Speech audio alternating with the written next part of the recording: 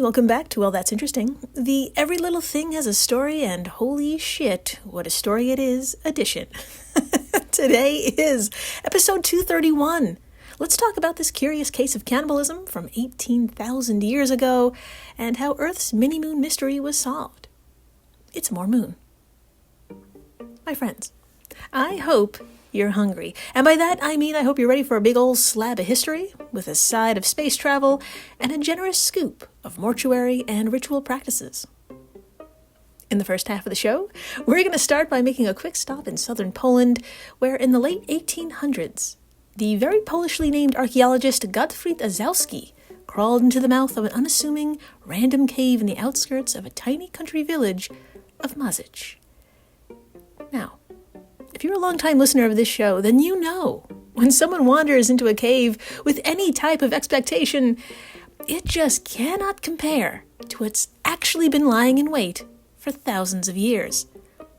For example, back in episode 197, Man Hospitalized After Eating Live Crab in Vengeance, and What's in the Mouths of Mayan Sacrificial Victims, we learned about the aptly named Midnight Terror Cave, where a man, hoping to yoink some pre-Columbian archaeological artifacts, ended up literally falling into a pile of 10,000 bones. Yes, and when they were assembled by researchers, they formed 118 people, many of whom had evidence of physical trauma around the time of death. Well, great news. Gottfried found something similar, but he didn't know the true magnitude of it at the time. It took well over a century to determine why the skeletal remains of at least 16 people, among them 5 women, 3 men, and several children, were practically shredded to bits.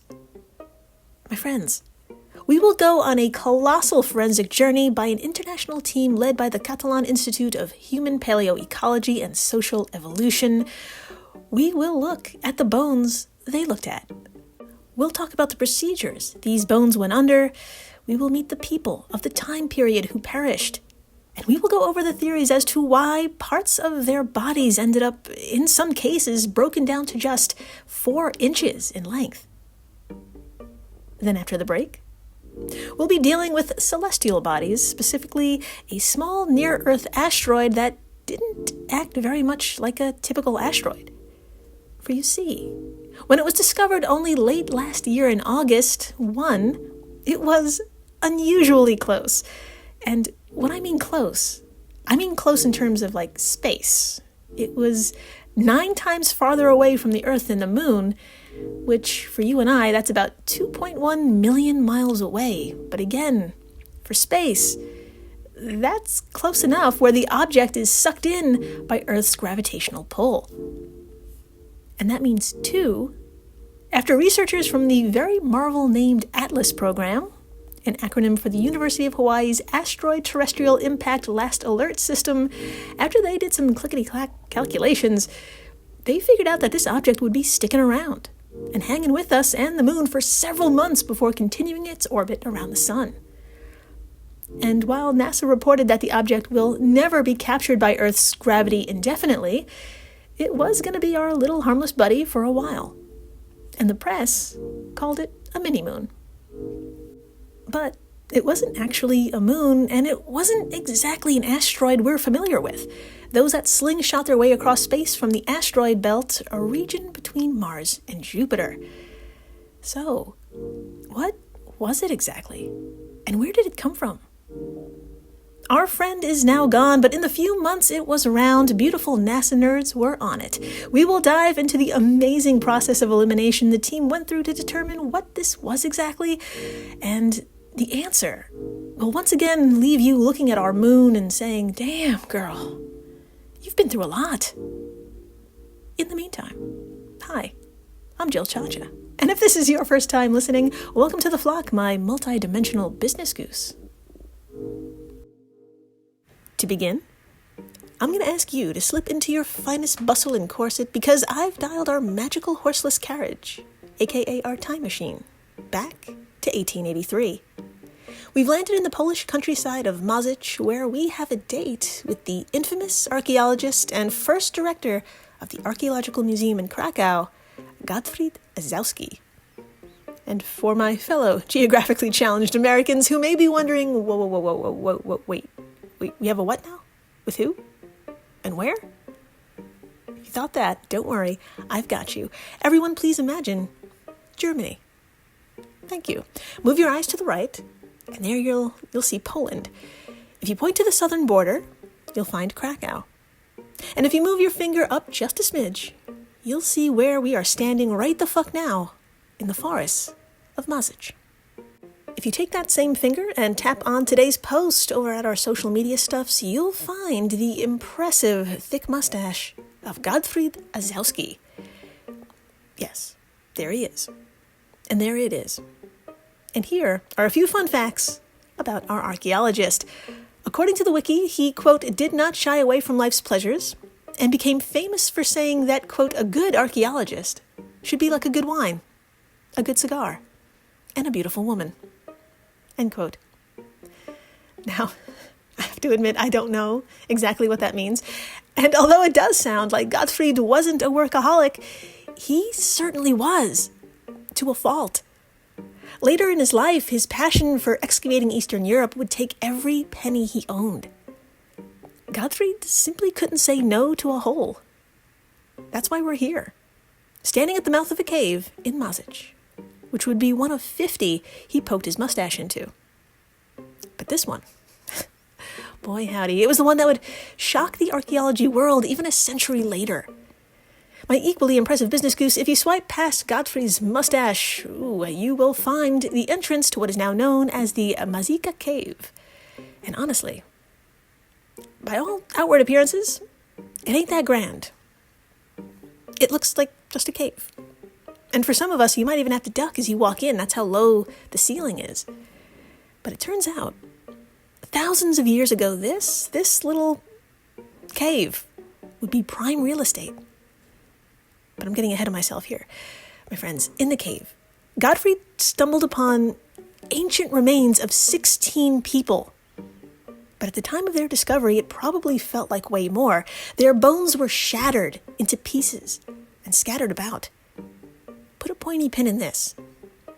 Among them were clues that pointed to who may have been responsible for the scene. There were objects and tools made from animal horn and bone. There was a collection of arrowheads made from reindeer antlers, and they were decorated with carved symbolic representations. In sum, our work hard, play hard Gottfried just found one of the most elaborate scenes from the Magdalenian era. Now, what the fuck did I just say, and who are those folks? I am so glad you asked.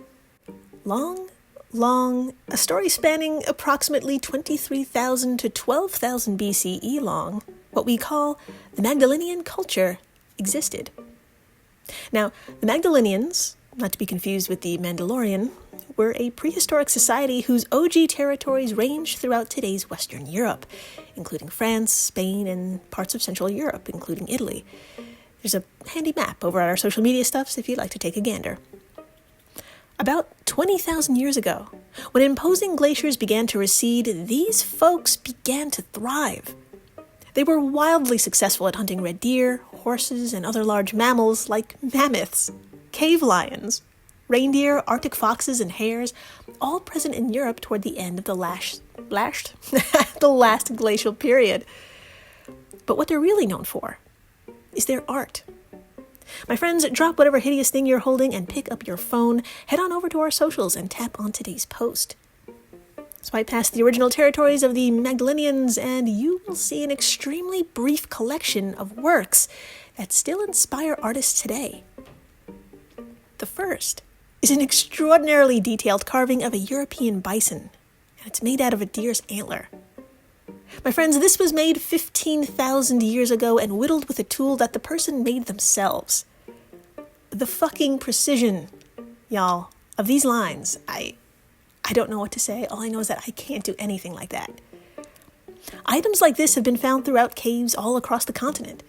For example, quote, a mammoth engraved on a fragment of its own ivory, a dagger out of a reindeer's antler with a handle in the form of a reindeer, a cave bear cut on a flat piece of schist or metamorphic rock, a seal on a bear's tooth, a fish drawn on a reindeer antler, and a complete picture also on a reindeer antler. showing horses, a bovine, trees, and a snake biting a man's leg. The man is naked, of course, which, together with the snake, suggests that a warm climate in spite of the presence of the reindeer. End quote from the wiki. Are you impressed? I know I fucking am. And it gets better. These folks are responsible for some of the most dramatic cave art in existence, including the Lascaux Cave in southwestern France that includes over 600 wall paintings. Y'all, it was the Louvre of its day, which was 22,000 to 17,000 years ago. And finally, last but certainly not least, they were cannibals. And here are a few fun facts about that. 25% of all Magdalenian archaeological sites have signs of cannibalism, with the most common evidence being a skull cap. Now, what is that? It's imagination time. Everyone, please imagine your head. Thank you. Remove the top part, the cranium. Okay, fantastic. Clean it out with a good scoop, and now you've got yourself a nice bowl or a cup to hold your change or your car keys or whatever you like. One theory as to why so many skull caps have been found is funerary endocannibalism, where, quote, upon the death of a member of the community, they were ritually dismembered and consumed by other members of the group, with their skulls being used to create skull caps, end quote, from the wiki. So, yes indeed, to honor the dead, a ritual like such would be performed, and it comes from the heart. No pun intended. Marto Poltowitz.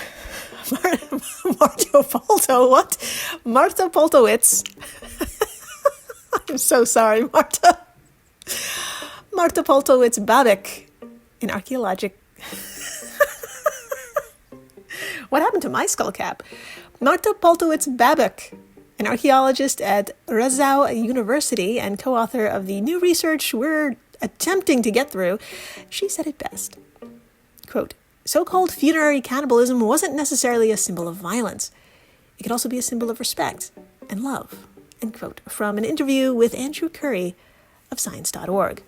So, my delicious business goose, I'm going to need you to unpin that pin from before, the one about the treatment of all the bones found by our horny for archaeology Gottfried. If you said to yourself, oh yeah, I remember, they were shredded, so it sure as hell doesn't sound like a loving ritual to me. Was it foul play by any chance? If you said that, you are not alone. From 1883 up until about 5 minutes ago, a debate has been playing out in academia for some time whether the 16 people in this cave were cannibalized, and if so, why? And like this. Let's get into it. As technology progressed in the 20th century, the following was confirmed. Among the hundreds of bones were antelope skulls and dozens of human bone fragments belonging to men, women, and small children. Radiocarbon dating showed that the bones were 18,000 years old when glaciers were no longer an impasse. And please, put a new pin in this. Also determined, thanks to the bones' placement in the cave, this family unit's demise came at the same time, suggesting this was a single event rather than a series of events. And finally, to the naked eye, clear cut marks were found on a number of bones in locations that suggested flesh could have been peeled away. But again, the technology really wasn't there to rule out animals and confirm that they were a meal for people at some point. You need something like advanced 3D microscopy techniques. And when you know it, it's available right the fuck now.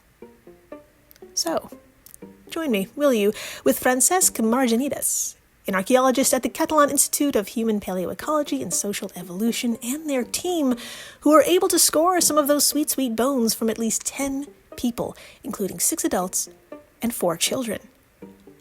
If you drop whatever body you're holding and pick up your phone and tap on today's post, you can see a badass photo of 3 of the team just beaming in front of a wall of animal skulls.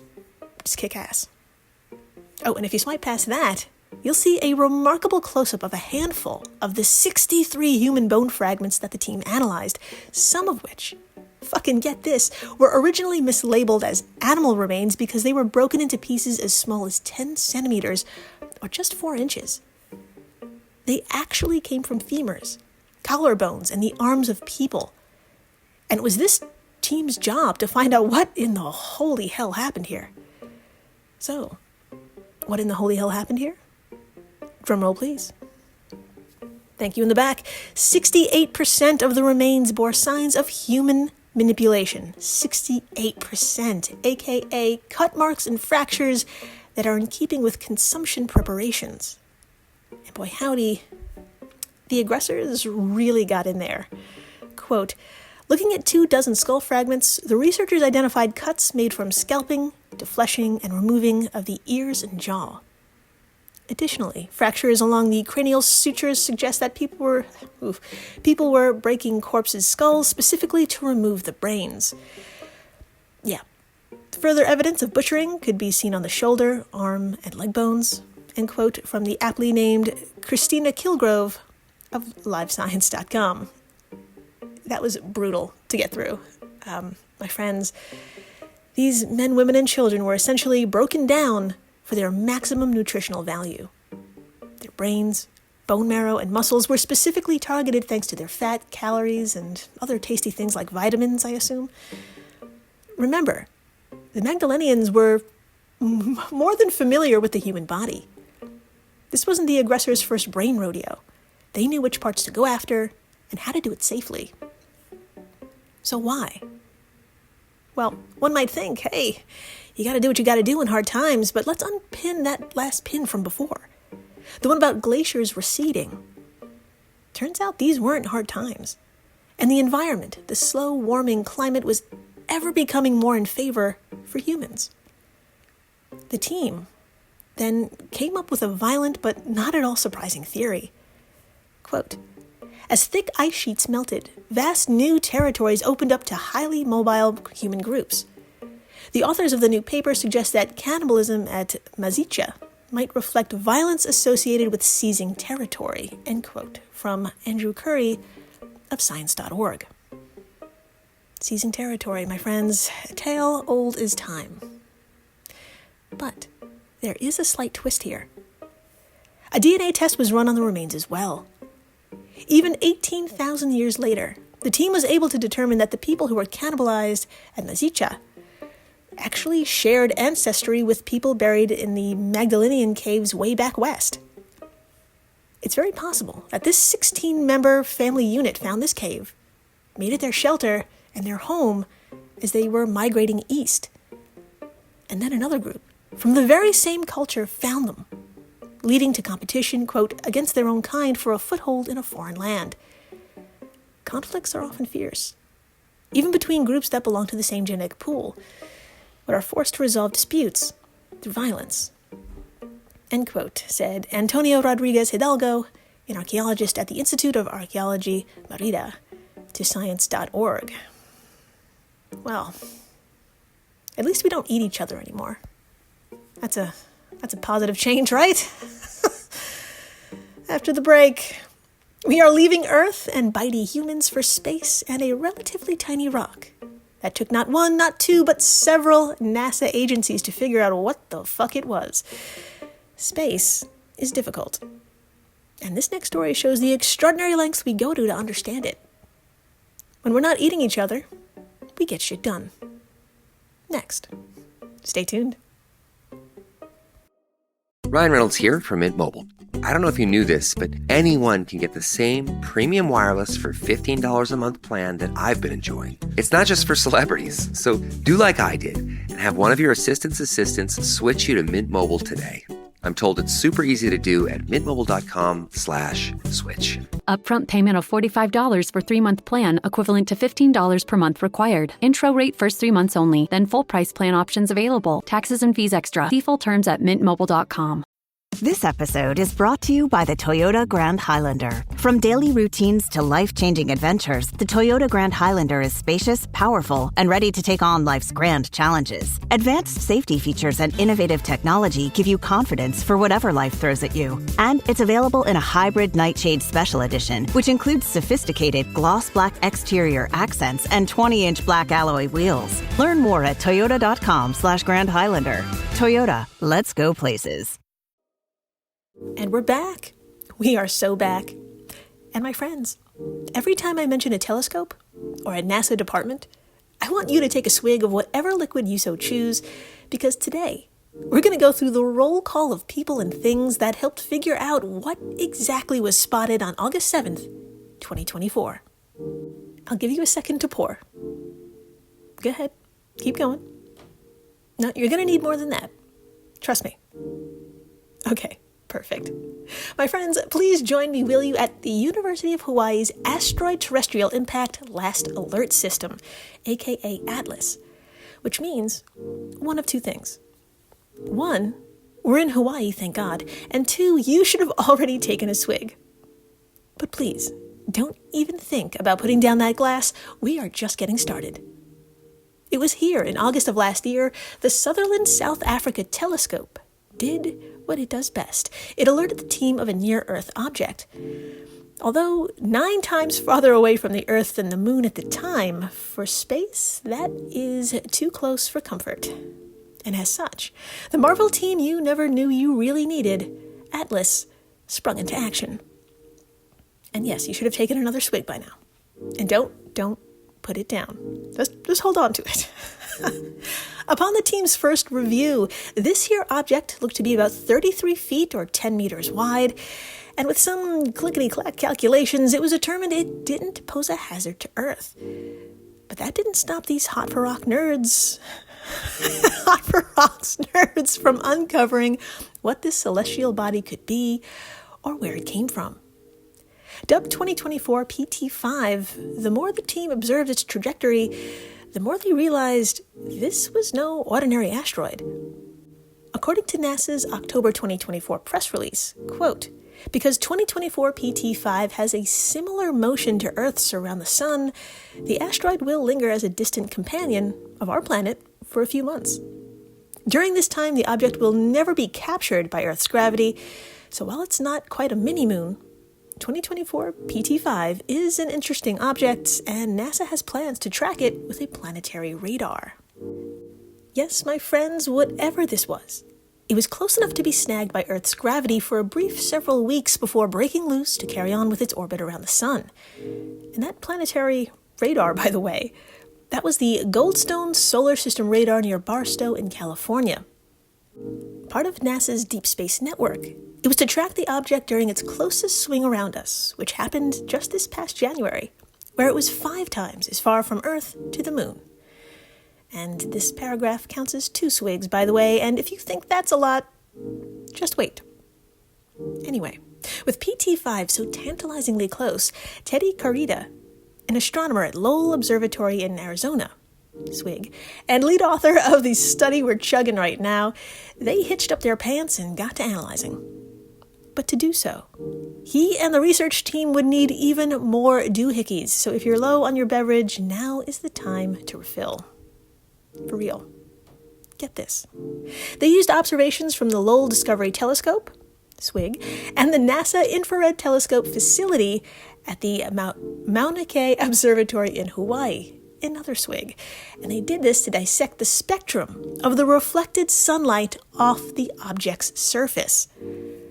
Now, why in the holy fuck would you want to do that? I am so glad you asked. Well, it turns out asteroids, especially those from the main asteroid belt between Mars and Jupiter, are made of certain materials, and those materials reflect light in a very particular way. The light coming off PT5 didn't fit that spectrum, meaning it was made of something different. And that means it ain't no regular asteroid. Instead, the spectrum resembled that of something rich in silicate minerals, like those, quote, that have been found in lunar rock samples, said Teddy in the NASA press release. My own lunar business goose, I know what you're thinking. You're thinking, well, damn. That is a really cool way to figure out what this was. Okay, we're done here, right? Well, not quite. Get yourself a refill. You're going to need it. According to that same press release, space-age debris, such as old rockets from historic launches, can also be found in Earth-like orbits. And who knows? Maybe it could be some goddamn space trash that was made from various materials, including some silicate minerals as well. So my friends, to rule out space trash, the team did something that to this day blows my mind. I didn't even consider this as something you can even detect, prepare yourself. In the vacuum of space, even photons, direct light, can alter the course of an object's orbit ever so slightly. Yeah, you heard me. Quantum fucking particles of light from the sun exert a tiny force when they hit a solid object in space. Now, when that light hits something as dense as an asteroid, there's barely any movement. But, quote, a human-made object, like a hollow rocket booster, will move like an empty tin can in the wind, end quote, from the NASA press release. Yeah, I can see your equally amazed face from here. Your expression says, holy shit, that is mind-blowing. But to detect those small-ass differences in orbit, they have to do some crazy calculations, right? I mean, how do you even do that? Wow, yes, my brilliant business goose, they do have to do crazy-ass calculations, and they did. To rule out 2024 PT5 as being space junk, scientists at NASA's Center for Near-Earth Object Studies, SWIG, which is managed by the agency's Jet Propulsion Laboratory in Southern California, SWIG, they analyzed its motion. Members from this new team, including Oscar Fuentes Munoz, you gotta roll that in. Anyway, Oscar, the study co-author and NASA's postdoctoral fellow, they actually monitored PT5's motion under the force of gravity alone to find a baseline. They then compared that against any additional motion in its orbit caused by solar radiation pressure. Yeah, I know. After all the minute changes were clickety-clacked, my God, what did they find? Drumroll, please. Thank you in the back. Quote, human-made debris is usually relatively light and gets pushed around by the pressure of sunlight. 2024 PT5 doesn't move this way, indicating that it is much denser than space debris. End quote, Oscar said in the NASA release. So my friends, it ain't space trash, and it's not a common asteroid. All signs are pointing to the very plausible theory that PT5 was once a chunk of the moon, and at some point, an impact occurred, one so great 33 feet or 10 meters just flew off. And thanks to some old-fashioned visual cues, take a swig if you like, researchers observed what they called a lack of space weathering, suggesting that the impact probably occurred recently, and in space terms, that's within the last few thousand years. Now, more good news, PT5 isn't alone out there, if you were worried about that. There are other slabs of the moon just circling the sun. The much longer named 469219 Kamo'oalwe was found in 2016. It has an Earth-like orbit, indicating that it also might have been ejected from the lunar surface after a large impact. And thanks to these chunks, one day soon, we may be able to send a probe to gather its material, and from it, we'll be able to peer into the deep lunar surface. So, what could be in there? Probably something weird. I, personally, cannot wait. And thank you for listening, rating, subscribing, telling your friends about how we just ate people. We just ate people. Yeah. For love and not love. Tell them about the moon, how it's just getting rammed. And uncomfortable thanks to the folks over at Airwave Media, the podcast network to which WTI belongs. If you love this show, and you do, you'll love the other podcasts in this family. And please, stay interesting.